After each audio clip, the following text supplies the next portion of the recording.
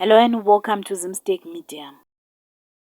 Over the weekend, Prophetess Ruth Makandiwa officially opened the United Family International Church Mukoba Woodlands branch in Kweru, marking a significant milestone in the expansion of the ministry.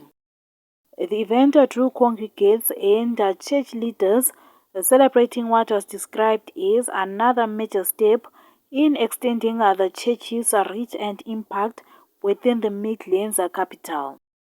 The new branch is expected to serve the growing number of worshippers in Mukoba and the surrounding areas, further strengthening UFIC's presence across the country.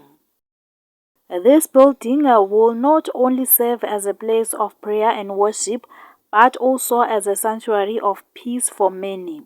It has added great value to the community, the congregation, and UFIC as a whole, Prophetess Ruth Makandiwa posted.